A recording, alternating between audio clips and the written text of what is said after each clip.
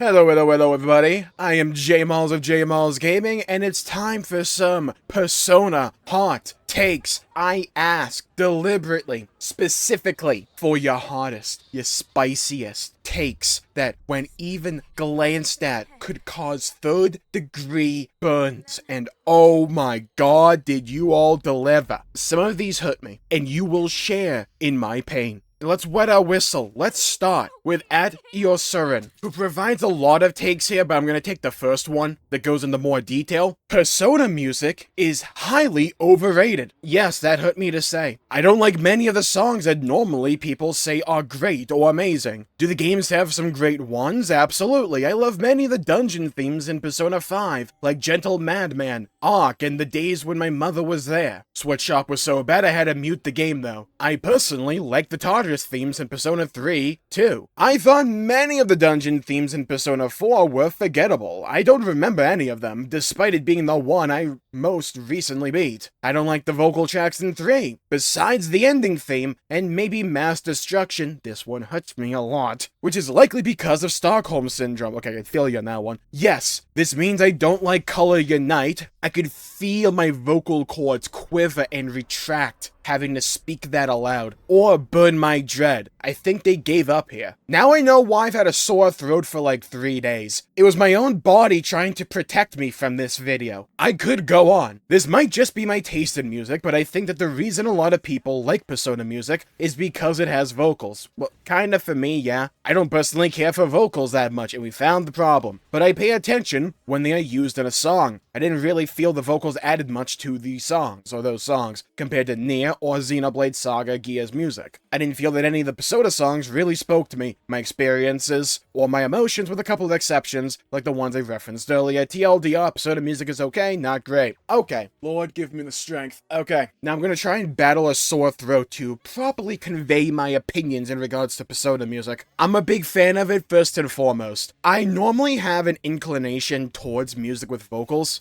because I know, like, next to nothing about music theory. I've never really played an instrument that wasn't, like, the recorder in elementary school. Unless you count the Big Time Rush rhythm game on the Nickelodeon game website back in the day.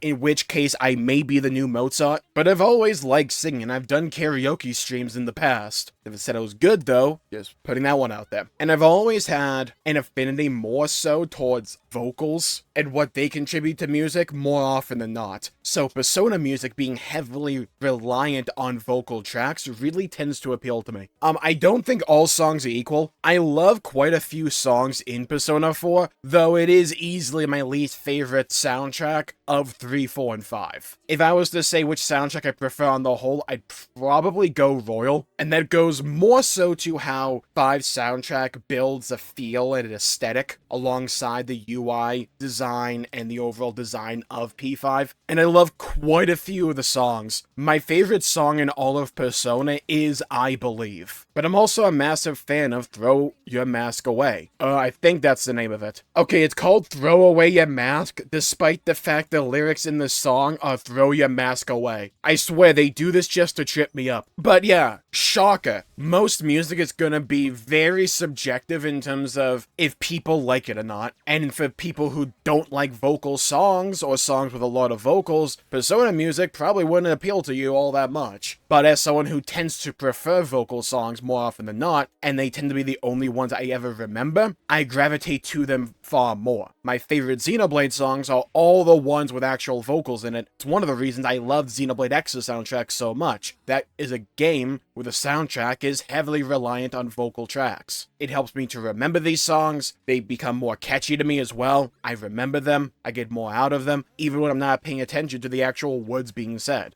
I wouldn't say Persona has my favorite music in all of gaming. Nier and Xenoblade are in my contention as well. But also things like Final Fantasy. I'm a big sucker for a lot of JRPG music in a lot of ways. Especially these franchises. Normally, if I like your franchise, I tend to also like the soundtrack. Okay, let's take a step back here with a little bit of a palate cleanser. We have at Zemes Kawani 12, who proclaims Aigis is not only the best girl, but I genuinely believe she's the best Persona character ever. I kind of agree. If you ask me my top 3 characters in all of Persona, my list goes Elizabeth, Aigis, Kanji. However, Elizabeth is mainly just there for the vibes, and for future potential if they ever want to follow up the story of Arena. If we're talking about the actual development of the character who I like the most, it is Aigis for me. And I don't even know if it's particularly close, and I'm someone who really tends to like and appreciate Persona characters. It's just I think Aigis' story arc and her overall character is that much better compared to the pack. Now let's move on to one that I'm sure won't be controversial in the slightest. At such silly boy,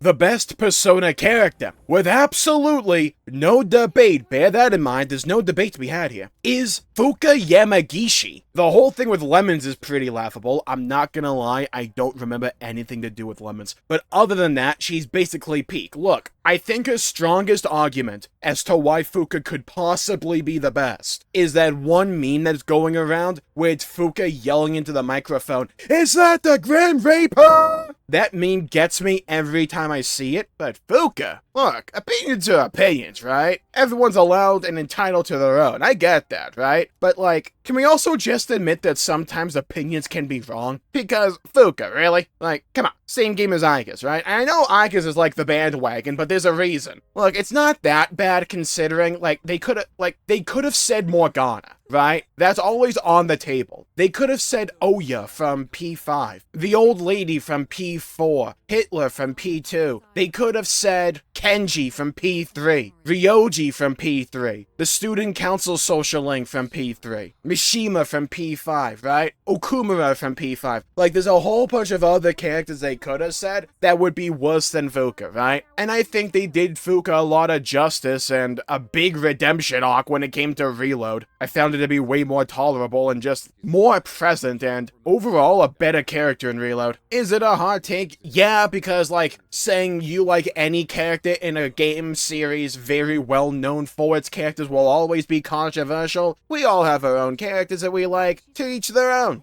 Just saying, Aigis is right there. Okay, we got one that's gonna piss off the P3 crowd, which I always find funny, mainly because I enjoy chaos, not the 40k kind. We have at Neo Aguni, Makoto's death, spoilers I guess by the way, completely invalidates every other death in the game. There's a saying I always fall back to, that no matter how well told a story can be, that doesn't mean people will like it. I get that, I understand that. Personally, I think Makoto's quote-unquote death in the original P3, like before episode Aigis, before the answer, I think it's not only well told, I think it's the perfect ending to P3. Because Persona 3 is a story all about death, and it's essentially tackling death as a concept and a grim specter from every angle throughout P3. All the social links deal with death or loss or coping with death in some way or fashion, whether that be the death of a dream, the death of a loved one, the death of yourself, or even the death of an idea. The main story absolutely deals with death, all the characters coming to terms with it, accepting it, and choosing to live life to the fullest. And for a story like that, what better protagonist conclusion could you have than having the protagonist choose to live life to the fullest throughout the confines of the game, and when the game ends, you die. The game pretty much, in Reload at least, spells it out to you at the very beginning of it, saying you have 1 year, make the most of it. Make the most of these halcyon days of repose. Because everyone faces death sooner or later. No matter what path we walk in life, the destination is always the same. So I think having the MC die at the very end of the game, to where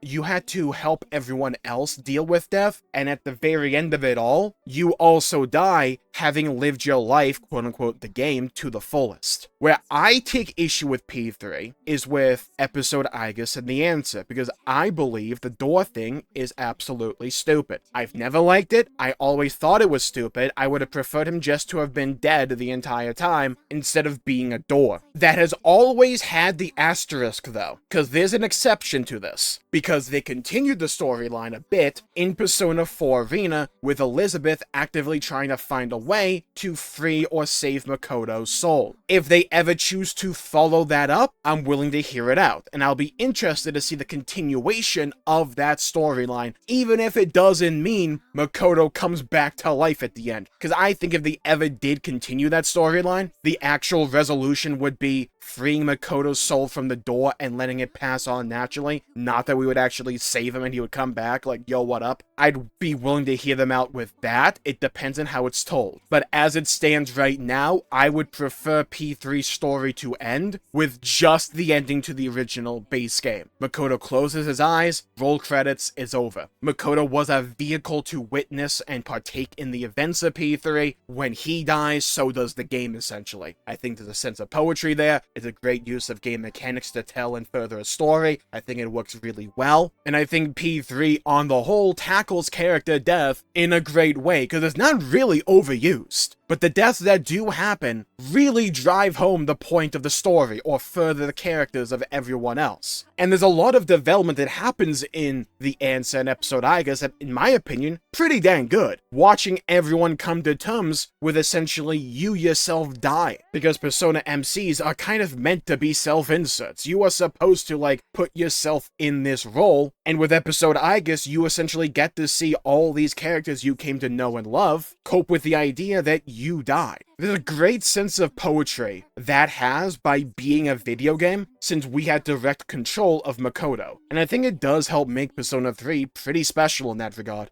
And you will always have people on the internet that don't like any character death, but I tend to view that mindset to be toxic to good storytelling. You can't shy away from character death, you don't want to overuse it, but when it's earned, when it's right, it can be one of the most effective tools of telling a story, and I think it's one of the reasons that P3 is so special. We have @Kitty7180 who says, the hot take is that I refuse to play any game that puts me in a high school or university setting because I've been there and done that. It's not relatable. Maybe if they made a game where everyone is in their mid-20s to early 30s. Yeah, and this is another hot take that just kind of boils down to personal preference, and what we find relatable tends to be different to everyone else. The reason a lot of games like this tend to resort to having a high school or university setting is because most people that play these games have gone there or are going there. So in that regard, it is relatable to them. But there can be a lot of people out there that maybe just didn't have a pleasant experience during those times of their lives, and revisiting in any form can drudge up bad memories, or they simply don't find it cool or interesting. What we find relatable, what we find engaging, what we find enjoyable is completely variable and is reliant on the person. There's nothing wrong with that at the end of the day. But it's one of those interesting nuances of storytelling to where this will be a hot take for a lot of people, naturally, right? Especially if you're watching this video, because chances are you're a fan of Persona. And if you're a fan of Persona, that means you don't mind the high school or the university setting, which is central to the identity of Persona. But it's one of the facts of life that at the end of the day, people simply like different things. And what we find relatable, what we find immersive, will heavily vary depending upon the individual. It's one of those things when it comes to storytelling that you have to understand and accept when you're trying to at least construct a story, is that you're not going to please everybody. You're not going to grab everybody. No story should ever be designed for everybody. Because if you're trying to appease everybody, you're not going to appease anybody that particularly well, in my opinion. Because you're trying to cast a large net over a puddle. You don't have the depth. You're trying to be a jack of all trades, but you don't have particular mastery in anything. And I think one of the reasons Persona has been so sticky for a lot of people, and has gravitated a lot of people to it over the years, is because it has such a rock-solid identity and understanding of what it is, that it can vary depending upon each individual title. Like 3, 4, and 5 all feel completely different to one another.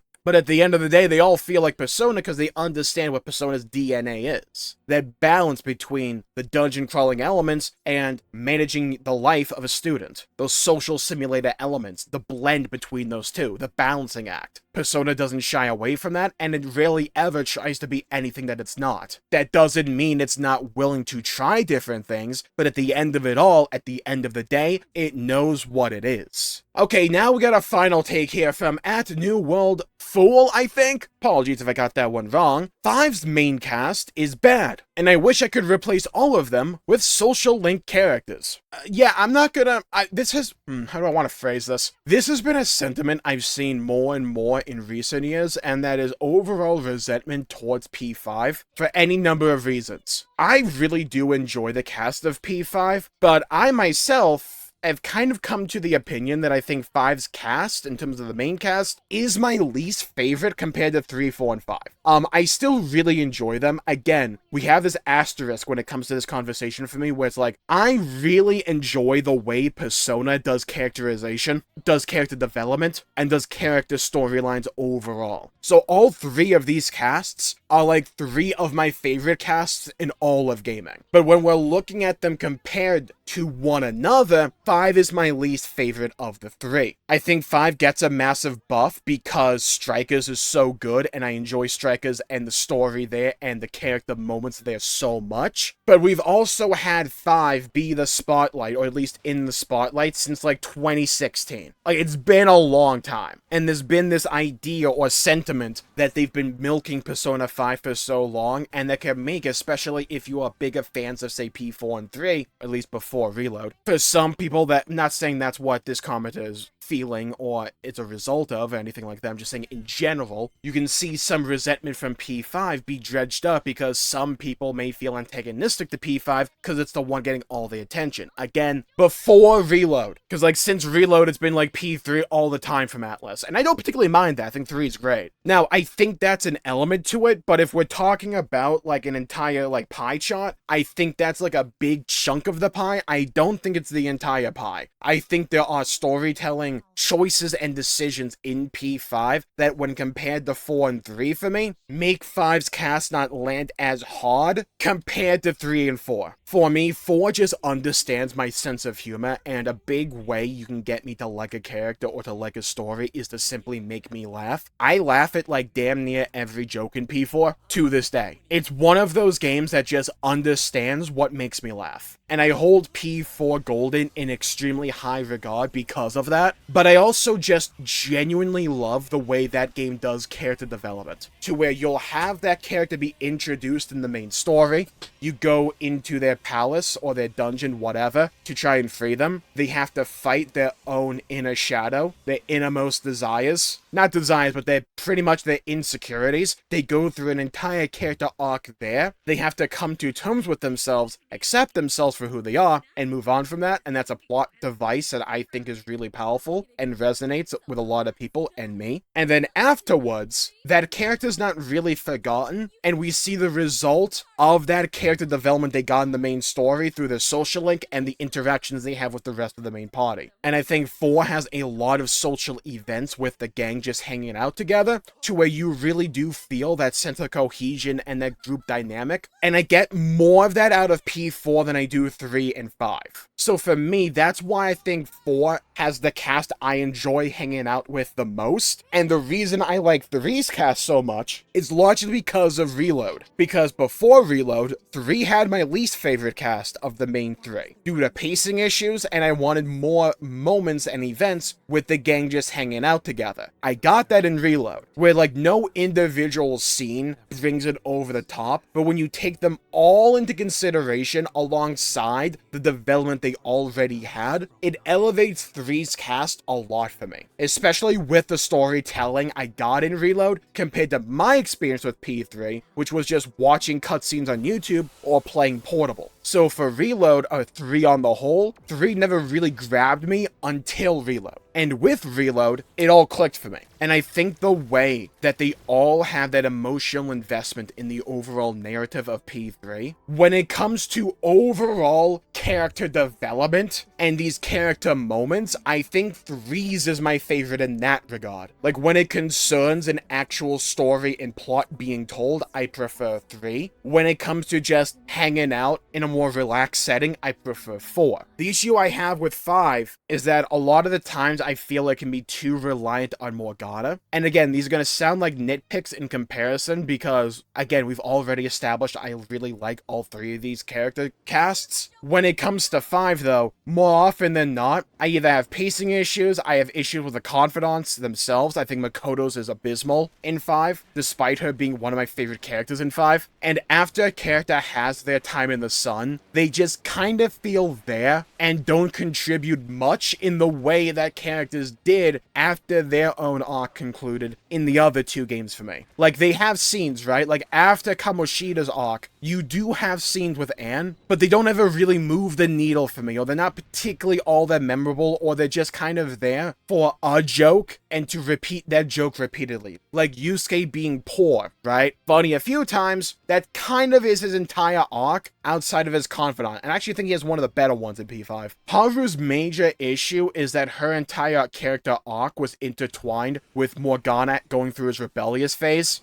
And in the base game for P5, it being right near the end, so you just don't have that much time with Haru, comparatively, because right afterwards it's like, okay, now we gotta focus on Joka and Akechi, or then Igor. It's one of the reasons I really like Strikers, is because a lot of these scenes I got in games like Persona 4 Golden or Persona 3 Reload, I got in Strikers for the cast of 5. Like, An got a continuation, Haru got a continuation, we got great moments with Ryuji, a bit there with Makoto and Yusuke, they introduced new Phantom Thieves with Alice and the Wolf guy. I will always have a predisposed bias to P5 because that was the game that got me into Persona to begin with. So I'll always have a soft spot for Persona 5. But now that I've played Reload, now that I've played Portable, now that I've played Persona 4 Golden, those games and the way they convey a narrative tend to grab me more, if that makes sense. Because 5 in a lot of it, or at least throughout a lot of it, doesn't really focus on the individual Phantom Thieves and focuses either on the group itself, Joka, or something else, like Akechi or Maruki. And when Persona 5 is focusing on those characters, I think 5 does a great job of it. 5 has my favorite villains because that is a game that is heavily focused on the antagonists. And Akechi and Maruki are 2 of my favorite characters because the game takes its time to really develop those characters, but I do think it comes at a cost of the main cast a bit. So that's my 2 cents. And with that, I think I'll call the video there for the day. We got through a lot of yapping. A long video probably wasn't the best choice when it comes to me trying to heal my throat. But with that, I'll call the video there for the day. Leave a comment down below with your hot take for Persona, and maybe, just maybe, I'll react to it in a future Persona hot take video. Challenge me, yeah? Bring me your worst. I can take it. I can take it all. And while you're down there, please leave a like and subscribe. It really helps the channel out, helps support future content. I greatly appreciate it. And hit the bell icon to be notified for when I upload and stream in the future. Stay safe, have a great day, and I'll see you all next time. Bye-bye, everybody. Until we meet again!